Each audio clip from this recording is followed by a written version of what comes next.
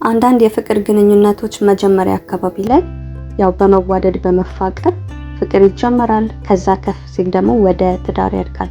ከዛ ደግሞ ሲያድግ ልጆች፣ ቤተሰብ ይመሰረታል። በዚህ ዘመን ላይ እንደምናየውና እንደምንሰማው ከሆነ አንዳንድ ትዳሮች ይፈርሳሉ፣ ልጆች ይበተናሉ።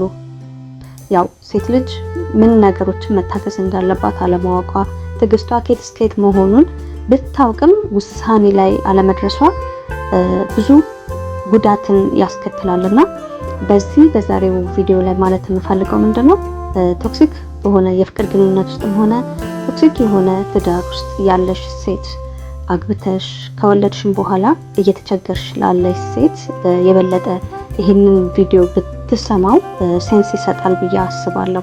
ማለት አንዳንድ ነገሮችን አንዳንድ ሀሳቦችን ስናወራ እዛ ቦታ ላይ ያለው ሰው ሲሰማውና ለዛ ሰው ሲደርስ የበለጠ ትርጉም ይኖረዋል ብዬ አስባለሁና ዛሬ ልልምወደው ምንድነው በዚህ ቪዲዮ ላይ ቶክሲክ የሆነ የፍቅር ግንኙነትና ትዳር ውስጥ ያላችሁ ሴቶች ምን ማድረግ እንዳለባችሁ አንዳንድ ሀሳቦችን ያማካክላችሁ ይሆናል። እስከ መጨረሻው ከኔ ጋር ብትሆኑ የበለጠ ታተርፉበታላችሁ።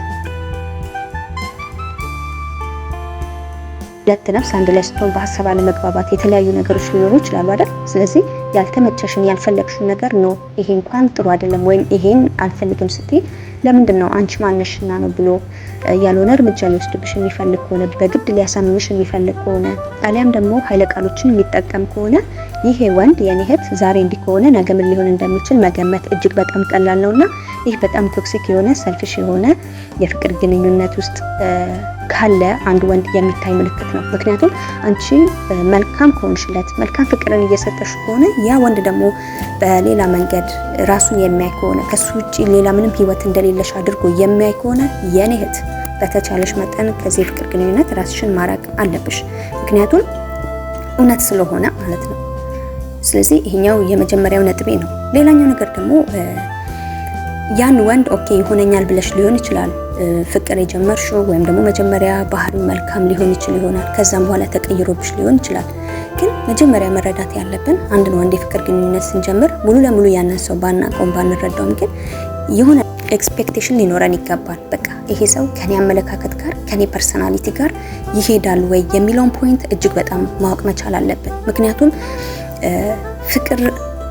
ፍቅር እውር ነው ይባላል አይደል? ግን ደግሞ ከዛ በተሻለ እኛ በልባችን ነቅተን ያንን የምንመርጠውን ሰው እውነት ይሄ ሰው ይገባኛል ወይ ኦኬ ይገባኛል ወይ ኔሴንስ በገንዘብ በሀብቱ ምናምን ሳይሆን ስብዕናው ከኔ ጋር ይሄዳል ወይ የሚለውን ነገር መረዳት መቻል አለብን። ሴቶች በተቻለን ፍጥነትና መረዳት ይህን ነገር በፍቅር አጋራችን ወይም ደግሞ የትዳር ሁኔታ ውስጥ ከመግባታችን በፊት ያ የከጀልነውን ሰው ግን እውነት ይሄ ሰው ይሆነኛል ይገባኛል የሚለውን ነገር በደንብ ማወቅና መረዳት መቻል አለብን።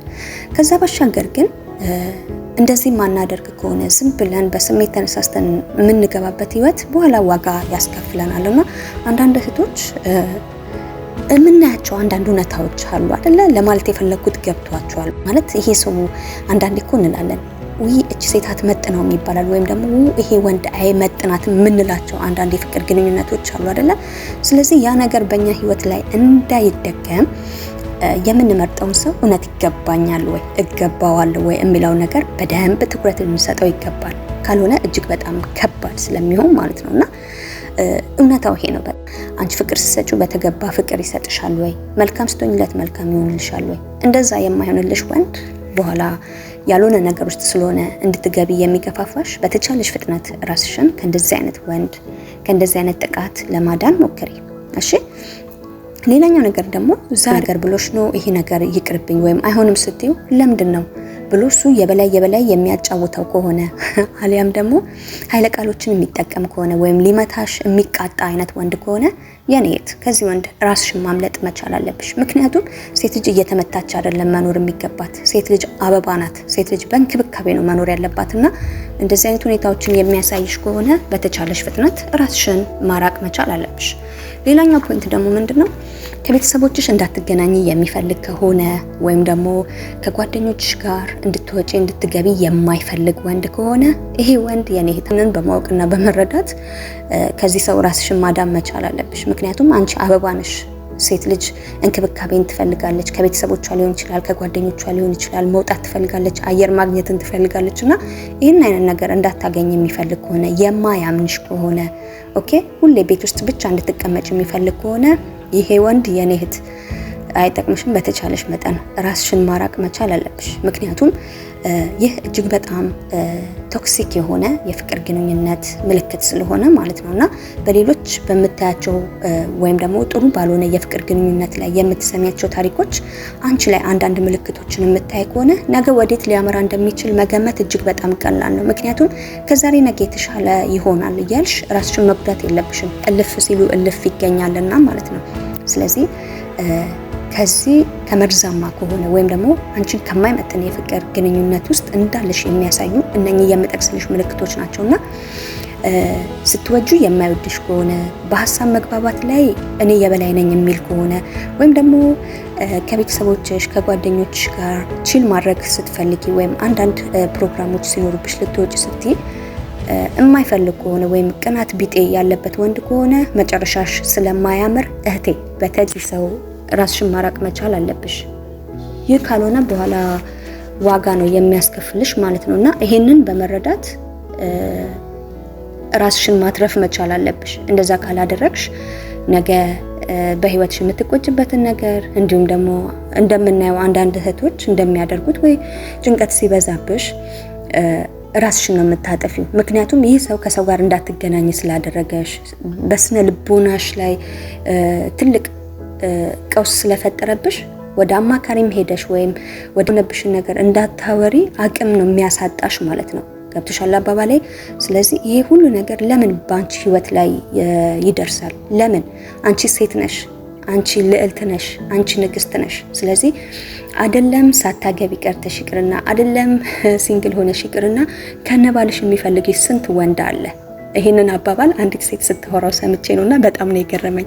ስለዚህ ሴት በመሆንሽ በራሱ ትፈለጊያለሽ።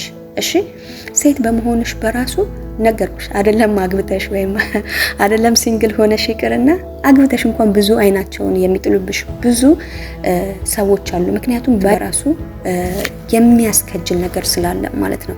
ስለዚህ ይህን ወጣትነትሽን፣ ይህን መልካምነትሽን፣ ይህንን በተፈጥሮ የተሰጠሽ ሴትነትሽን ዝም ብለሽ ከማይመጥንሽ ሰው ጋር አታባክኝ። ዝም ብለሽ ላንቺ ከማይሆን አንዳንድ እንደዚህ የጠቀስኩልሽን አይነት ምልክቶች ከሚያሳዩ ወንድ ጋር ከዛሬ ነገ ይሻላል ወይም የተሻለ ነገ ይመጣል እያልሽ ራስሽን እንዳትጎጂ። ስፔሻሊ ደግሞ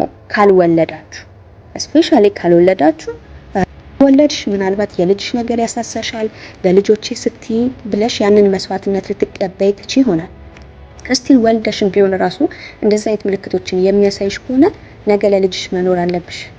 ሁለት ሶስትም ከሆነ የወለድሽው ለልጆችሽ መኖር አለብሽ እና ከነ ልጆችሽ ደግሞ የሚፈልጉሽ ስንት ባሎች አሉ፣ ስንት ወንዶች አሉ፣ ባል መሆን የሚችሉ ወንዶች ማለት ነው። ስለዚህ የኔ እህት በተቻለሽ መጠን ከእንደዚህ አይነት የፍቅር ግንኙነቱም ሆነ ከእንደዚህ አይነት የትዳር አጋር ራስሽን ለማምለጥ ሞክሪሽ። አንቺ ስትኖሪ ነው ሁሉ የሚኖረው ማለት ነውና ዛሬ የወደድኩት ሀሳብ ምንድነው?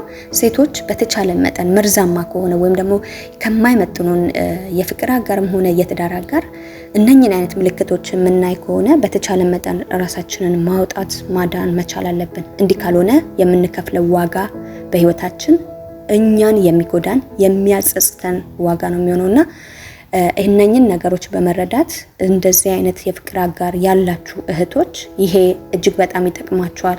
ለሌላችሁም ደግሞ ገና ወደ ትዳርም ሆነ የፍቅር ግንኙነት ለመመስረት እያሰብን ያለን ወይም ደግሞ የፍቅር ግንኙነት ውስጥ ያለን እህቶች ራሱ እንደዚህ አይነት ነገር ሳይመጣብን እንደዚህ አስተማሪና ጠቃሚ ሀሳቦችን መስማት ማወቁ የነገ ህይወታችንን እንድንታደግ ይረዳናል ማለት ነው። ምክንያቱም ምንም ቢሆን ማወቅ የተሻለ ነው። አንዳንዴ ግንዛቤ ኖሮን እውቀት ኖሮን የምንጀምረው ነገር በቢዝነስም ቢሆን በፍቅር ግንኙነትም ቢሆን በተለያየ አስፔክት ኦፍ ላይፍ ማየት እንችላለን እና መረዳት ማወቅ እጅግ በጣም መልካም ነው ማለት በተለይ ደግሞ የፍቅር ግንኙነት ዘገየም ፈጠነም የሰው ልጅ እግዚአብሔር የፈጠረው ለዚህ ነውና ወደዛ ቤተሰብን ወደ መመስረት ማዕከል ውስጥ ወደ ፍቅር ግንኙነት ውስጥ መግባታችን አይቀርምና ይሄ ነገር ሁላችንም ልንረዳው ልናውቀው የሚገባ ነገር ነውና ገና በፍቅር ግንኙነት ላይ ያለንም ሰዎች መስማታችንና ማወቃችን እጅግ በጣም ለህይወታችን ይጠቅመናል ማለት ነው። እንግዲህ ለዛሬ ላወራው የወደድኩት ሀሳብ ይሄን ይመስላል። ብዙ ሰው ይጠቀምበታል ብዬ አምናለሁ። አብራችሁን ስለነበራችሁ ከልብ እያመሰገንኩ በቀጣይ በሌላ አዲስ ፕሮግራም እስከምንገናኝ በያለንበት ቸር እንሰንብት።